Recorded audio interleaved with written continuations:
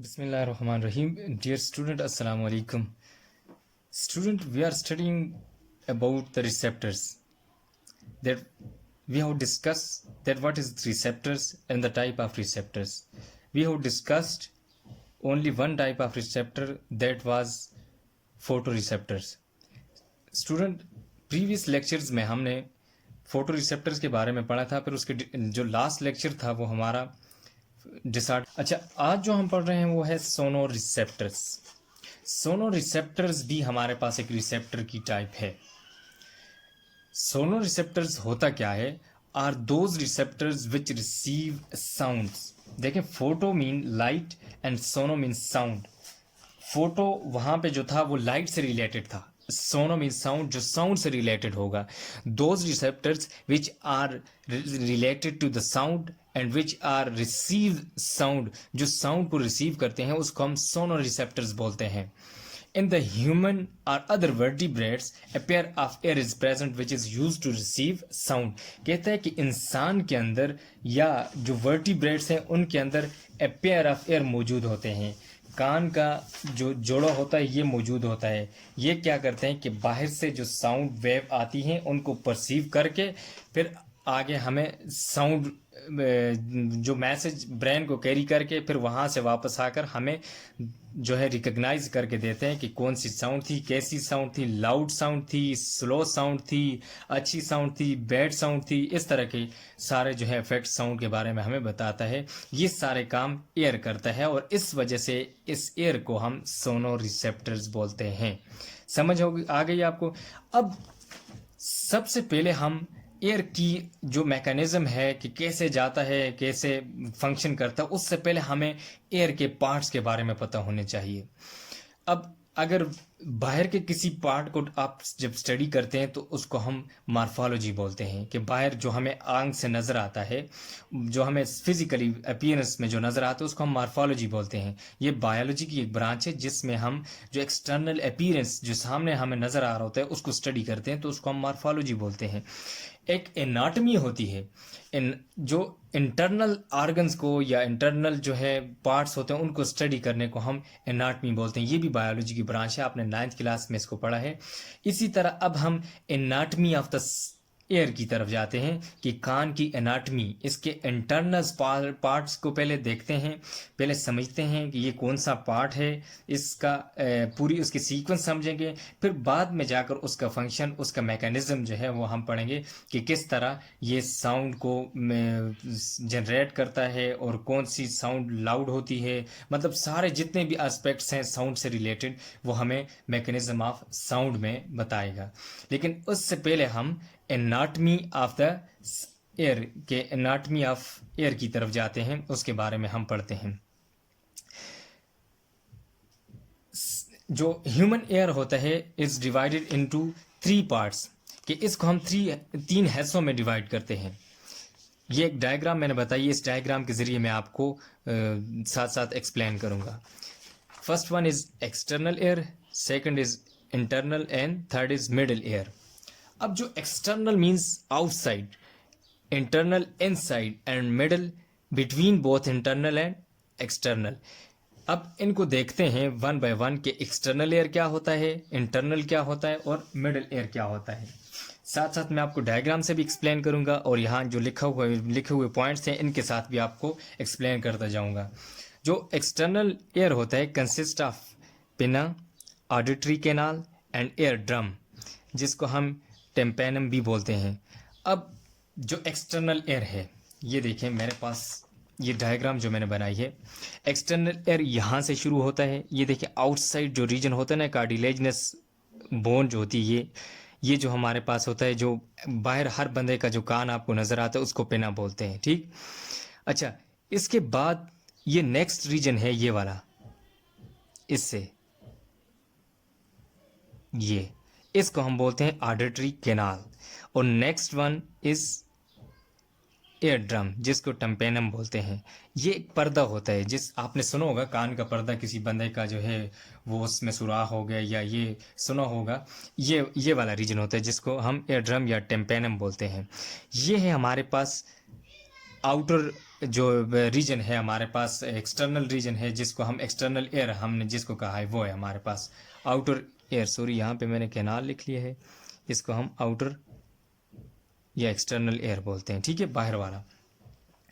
अब देखें इसको फिर मैं रिकॉल कर देता हूँ आपके लिए कि एक्सटर्नल जो पार्ट होता है वो किस पे मुश्तमिल होता है। पहला जो है हमारे पास पिना, फर्स्ट वन इज पिना, and second one is auditory canal, and third one is air drum जिसको हम टेम्पेनम बोलते हैं।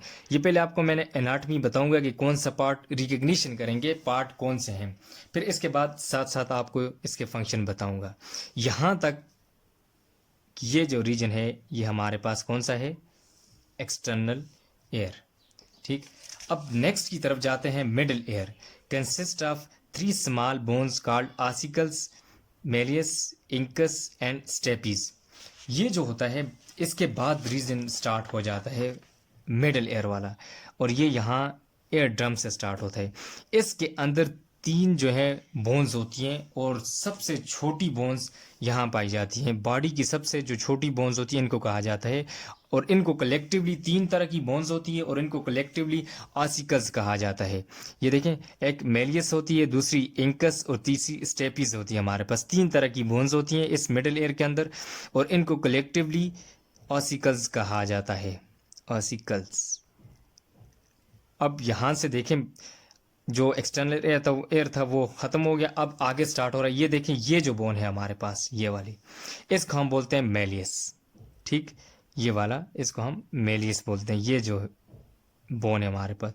फिर इसके बाद नेक्स्ट स्टार्ट हो जाती है ये वाली, इसको हम इनकस बोलते हैं नेक्स्ट, और लास्ट ये जो बोन है हमारे पास यहाँ तक, यहाँ से लेकर यहाँ तक, इसको हम स्टेपीज बोलते हैं। ये हमारे पास मिडल एयर, और मिडल एयर के अंदर एक यूस्टेचियन ट्यूब भी होती है। ये देखें, यो इधर से ये यहाँ से आगे जाकर फेरेंक्स के साथ जो है कनेक्ट होती है। आगे नेक्स्ट जब इसका मैकेनिज्म पढ़ेंगे उसमें आपको बताऊंगा हर एक का फंक्शन क्या होता है। पहले आपको एनाटॉमी समझा रहा हूँ। ये यूस्टेचियन ट्यूब होती है जो फेरेंक्स के साथ कनेक्टेड होती है। इसके अंदर फ्लूइड होता है यहाँ पे। अच्छा, फिर उसके बाद ये जो है आगे जाकर नेक्स्ट पार्ट जो होता है हमारे पास आ जाता है जो इंटरनल एयर आ जाता है। अब इंटरनल एयर की तरफ आ जाते हैं। तीसरा जो हिस्सा है कान का, यहाँ पे एंड हो जाता है। ये ओवल विंडो होती है हमारे पास। इससे आगे जो है हमारे पास तीसरा जो है एक्सटर्नल एयर स्टार्ट हो जाता है। ये मिडल एयर तक था ये वाला रीजन। अब यहाँ से आगे हमारे पास जो इंटरनल एयर आ जाते हैं। इसके पार्ट्स देखते हैं कौन कौन से पार्ट हैं। कहते हैं is a fluid filled chamber after the Oval window. ये जो होता है एक फ्लूइड फिल्ड चैम्बर होता है, ये ओवल विंडो है। ये देखें यहाँ से और ये यहाँ से इसके अंदर ये कनेक्टेड होता है। और ये क्या करता है कि इस ओवल विंडो से स्टार्ट होता है और इसके अंदर फ्लूइड फिल्ड होता है। अच्छा, फिर इसके 2 पार्ट्स होते हैं। Consist of internal air consist of 2 parts, one is cochlea and second one is semi circular canals. ये जो रीजन है हमारे पास ये वाला, इसको हम कहते हैं कॉक्लिया, ठीक। एंड ये जो ऊपर 3 जो है हमारे पास सर्कुलर कैनाल्स बनी हुई हैं, इनको हम बोलते हैं सेमी सर्कुलर कैनाल्स। 2 पार्ट्स पे जो है इंटरनल एयर मुश्तमिल होता है। One is cochlea and second one is semi circular canal. ये हमारे पास एनाटॉमी थी किसकी, एयर की। इसके अलावा यहाँ पे ये जो है हमारे पास ऑडिटरी नर्व होती हैं। ये जो क्या करती हैं, यहाँ से क्रिएट होने वाली इम्पल्स को लेकर सेंसरी नर्व की तरफ जाती है और सेंसरी नर्व आगे लेकर ब्रेन की तरफ जाती है। और ये जो है हमारे पास nerve from semi circular canal, ये सेमी सर्कुलर कैनाल के साथ जो है नर्व होती हैं, अटैच होती है। ये जो रीजन होता है ये वाला, ये हमारे साउंड के साथ रिलेटेड होता है यहाँ से इंटरनल एयर का। जबकि इंटरनल एयर का जो अपर पार्ट है हमारे पास, जिसको हम सेमी सर्कुलर कैनाल बोलते हैं, इनका काम होता है बैलेंस को मेंटेन करना, बॉडी का जो बैलेंस है उसको मेंटेन करना, ठीक। ये सारा था हमारे पास एनाटॉमी ऑफ ह्यूमन आई। अब ये जो पार्ट्स मैंने आपको बताए हैं इन सब के फंक्शंस को देखते हैं कि इनके फंक्शन क्या हैं और किस तरह ये फंक्शन परफॉर्म करते हैं, इस डायग्राम के ज़रिए मैं आपको बताऊंगा। एनाटमी आप लोगों को होप कि आप लोगों को क्लियर हो चुकी होगी। मैं अगेन रिपीट कर लेता हूँ आपके लिए। एनाटमी हमारे पास जो ह्यूमन एयर होता है वो 3 जो है हिस्सों पर मुश्तमिल होता है। पहला जो है हमारे पास उसको हम बोलते हैं एक्सटर्नल एयर, जो दूसरा होता है उसको मिडल एयर बोलते हैं, और लास्ट वन को हम बोलते हैं इंटरनल एयर। जो फर्स्ट वन एक्सटर्नल एयर होता है वो 3 पार्ट्स पे मुश्तमिल होता है, पिन्ना, ऑडिटरी कैनाल और एयर ड्रम जिसको टेम्पेनम बोलते हैं। फिर जो मिडल एयर है वो भी 3 हिस्सों पर मुश्तमिल होता है, मेलियस, ये बोन्स होती हैं, एनकस और स्टेपीज। इन तीनों को कलेक्टिवली अगर आपसे कोई पूछे इनको क्या कहते हैं तो आपने बताना है इनको आसिकल्स बोलते हैं। ठीक, अच्छा, फिर जो लास्ट वन जो हमारे पास इंटरनल एयर आ जाता है वो फर्दर 2 हिस्सों पर मुश्तमिल होता है, जो ओवल विंडो से आगे स्टार्ट होता है। ये ओवल विंडो है हमारे पास, इससे आगे स्टार्ट होता है। ये जो सर्कुलर शेप है हमारे पास इसको हम कॉकलिया बोलते हैं, जबकि अपर पार्ट जो है ये सेमी सर्कुलर कैनाल्स पर मुश्तमिल होता है। और इसके अलावा ये जो यहाँ पे हमारे पास कॉकलिया है इससे जो है ऑडिटरी नर्व राइज होती हैं, जो आगे जाकर सेंसरी नर्व के साथ अटैच होती हैं, और वो सेंसरी नर्व जो है आगे ब्रेन के साथ अटैच होती हैं। फिर इसी तरह सेमी सर्कुलर के साथ जो है हमारे पास जो सेमी सर्कुलर नर्व होती हैं, जो सेमी सर्कुलर के साथ अटैच होती हैं, और ये अपर पार्ट होता है। इसका फंक्शन डिफरेंट होता है और इसका फंक्शन डिफरेंट होता है। अब आ जाते हैं मैकेनिज्म ऑफ साउंड। ये साउंड का मैकेनिज्म या हेयरिंग जो है वो कैसे होती है, इसी डायग्राम के जरिए मैं आपको 1 बाय 1 स्टेप बताऊंगा। ठीक, सबसे पहले क्या होता है, देखें एयर, कोई भी बंदा बोल रहा है, मैं बोल रहा हूँ, आप बोल रहे हैं, या आप कोई सॉन्ग सुन रहे हैं, कोई नाच सुन रहे हैं, कोई और काम ऐसा कर रहे हैं, आवाज़ तो आपको आ रही है, लेकिन कभी सोचा ये आवाज़ कैसे आपको पहुंचती है, कैसे आप रिकग्नाइज कर लेते हैं ये आवाज़ जो है हमारे पास जो है लाउड आवाज़ है, ये लो है, या इसके अलावा आप उसके बारे में जजमेंट देते हैं कि ये अच्छी है, ये बुरी है। उसके पीछे जो है ये सारा मैकेनिज्म होता है जिसको सोनो रिसेप्टर्स बोलते हैं, और इसके अंदर सारा हम एनाटमी हमने डिस्कस कर ली। अब आ जाते हैं हम इसके पूरे जो है फंक्शन की तरफ, फिजियोलॉजी की तरफ आ जाते हैं कि इसकी फिजियोलॉजी ये कैसे फंक्शन परफॉर्म करता है। सबसे पहले आ जाते हैं पिना की तरफ। पिना जो होता है ये आउटर मोस्ट पार्ट होता है। इसका काम होता है, ये देखें बाहर से जो साउंड वेव्स आती हैं, साउंड वेव्स कहाँ से आती हैं, एयर से आती है ना। एयर एक मीडियम है जो क्या करता है कि इन साउंड वेव्स को ट्रेवल करने में हेल्प करता है, और आगे आकर हमारे ईयर ड्रम के ये जो पेना होता है ये उनको परसीव करता है, उनको रिसेप्ट करता है और भेज देता है किसकी तरफ। इसका काम होता है उनको मैक्सिमम जो साउंड वेव्स हैं उनको कलेक्ट करना। ठीक, कलेक्ट करने के बाद ये क्या करता है, यहाँ से भेज देता है किसकी तरफ, ऑडिटरी कैनाल की तरफ। ठीक, ऑडिटरी कैनाल की तरफ यहाँ पे भेज देता है।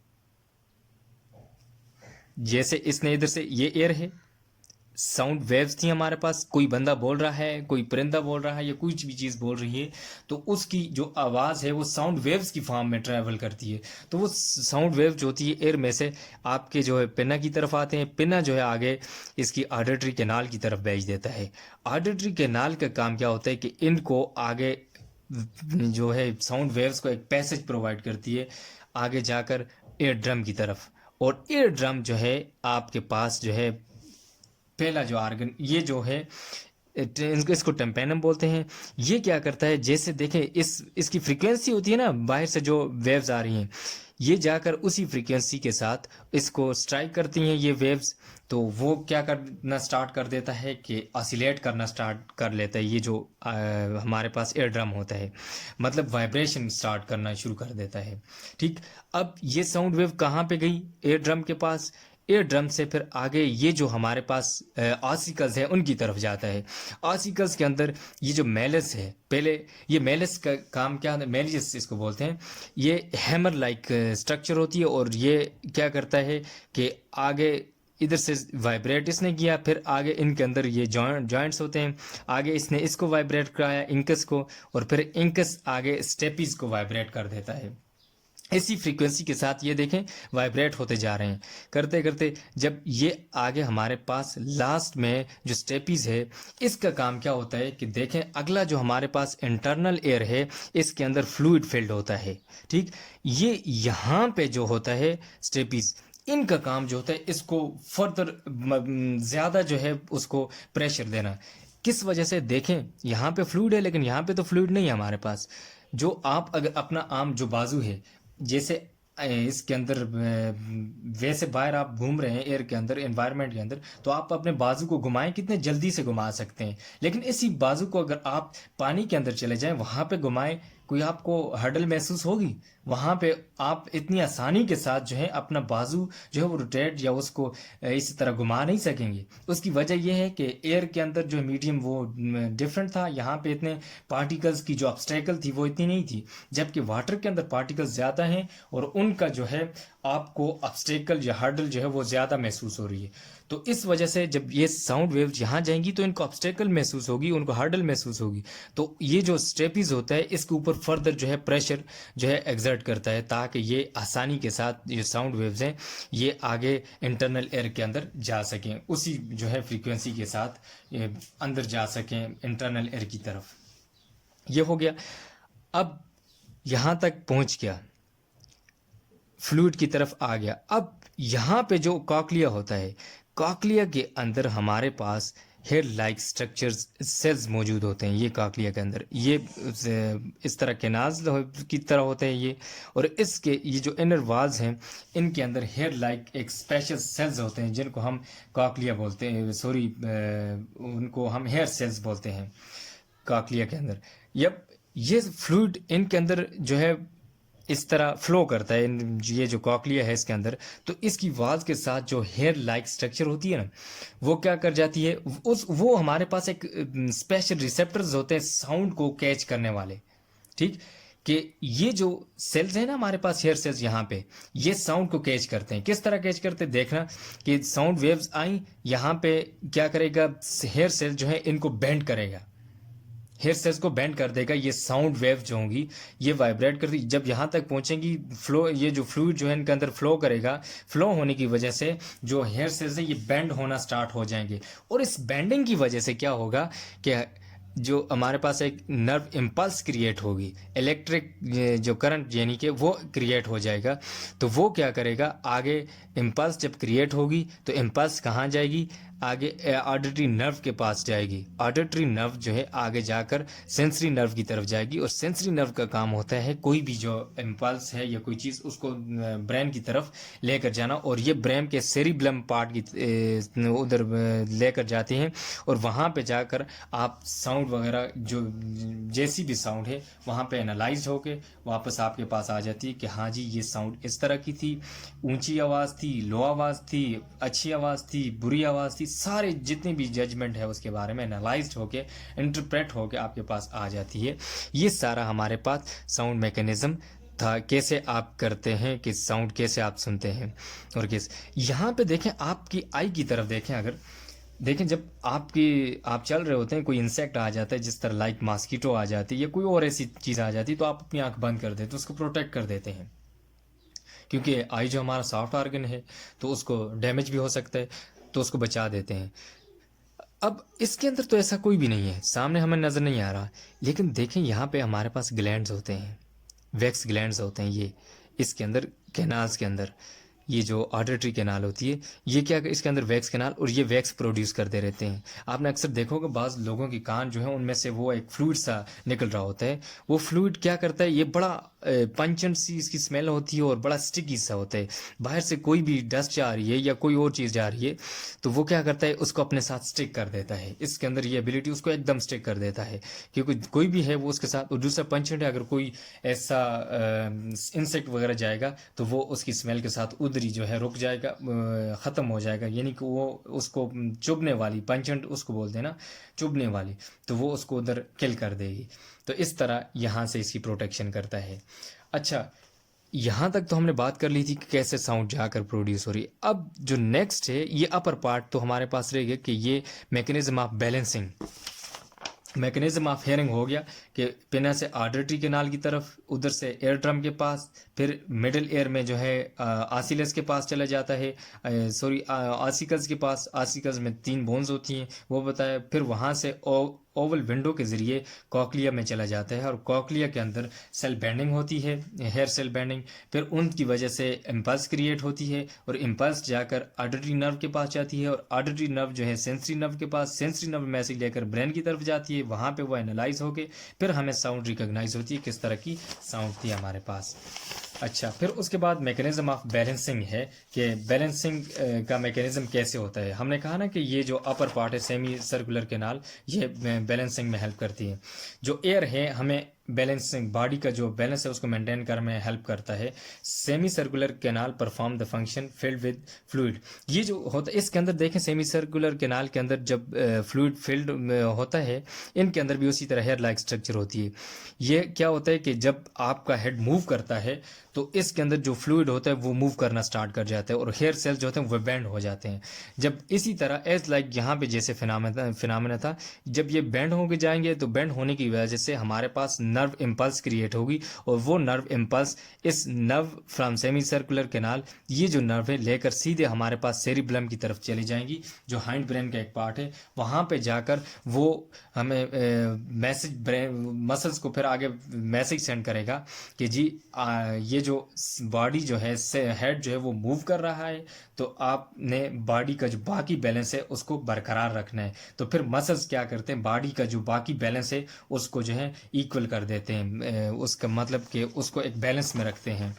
देखिए इनर वाल हैव हेयर सेल्स, जो इनर वाल्स मैंने आपको, उसके अंदर हेयर सेल्स होते हैं। When head moves fluid with flow inside canals, जब वो हेड मूव करता है, किसी बंदे का देखें आप बैठे चल रहे हैं, आपका हेड मूव कर रहा है या कोई इधर उधर आप अपने सर को जो रोटेट कर रहे होते हैं, तो उसके अंदर फ्लूइड मूव करता है तो इसकी वजह से बेंडिंग होती है हेयर सेल्स की, तो उसकी वजह से नर्व इम्पल्स जो है क्रिएट होती है और फिर nerve impulse semi circular canals के जरिए जाकर आगे सेंसरी नर्व के पास और सेंसरी नर्व आगे जाकर सेरिब्लम की तरफ लेकर जाती है उस मैसेज को। और फिर मैसेज जो है वहाँ से, ये देखिए message to the movement, message of these movements send to cerebellum through auditory nerve, उसके ज़रिए ऑडिटरी नर्व के ज़रिए ये एक्शन जो है जो मूवमेंट आपने की, ये मैसेज वहाँ पे पहुँच जाता है और फिर ब्रेन उसको इंटरप्रेट कर देता है हेड मोशन एंड ओरिएंटेशन, उसकी पोजीशन को, and send the proper message to the muscle to maintain balance. फिर एक प्रॉपर मैसेज जो है वो मसल सेल्स को जो है भेजता है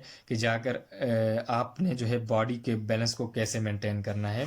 ये तो हमारे पास मैकेनिज्म सोनो रिसेप्टर्स था। हमने सोनो रिसेप्टर्स को डिस्कस किया कि सोनो रिसेप्टर्स क्या होते हैं। फिर उसके बाद एनाटॉमी ऑफ द ईयर 2 बार मैंने आपके पास रिपीट की। फिर उसके बाद मैकेनिज्म ऑफ हेयरिंग कि कैसे हेयरिंग होती है, यहाँ पिन्ना से बाहर से कोई परसीव करते हैं साउंड वेव्स को, फिर ऑडिटरी कैनाल आगे एयर ड्रम की तरफ भेज देती है, यहाँ से ये आसिकल्स की तरफ, आसिकल्स से ये फ्लूइड की तरफ और फ्लूइड से कॉकलिया के अंदर हेयर सेल्स होते हैं। हेयर सेल्स बेंड होने, जब फ्लूइड की वजह से बेंड होते हैं वो नर्व इम्पल्स क्रिएट करते हैं और वो आगे सेंसरी नर्व के जरिए जाकर ब्रेन को मैसेज देती है और फिर वो एनालाइज करके देता है कि कैसी आवाज़ थी।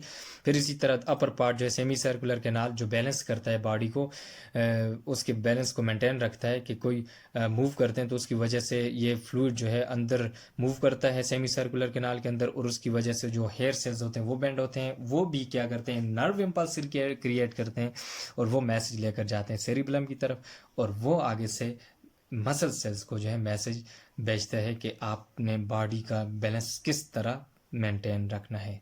This was all about today lecture. If you have any Curie you may ask freely. और आज की जो होम असाइनमेंट है, आपने ह्यूमन आई जो है उसकी डायग्राम ड्रा करनी है और उसके पार्ट्स बताने हैं, साथ नीट और लेबल आपने डायग्राम ड्रा करनी है। बहुत शुक्रिया, अल्लाह हाफिज़। बिस्मिल्लाहिर्रहमानिर्रहीम। डियर स्टूडेंट, अस्सलाम वालेकुम।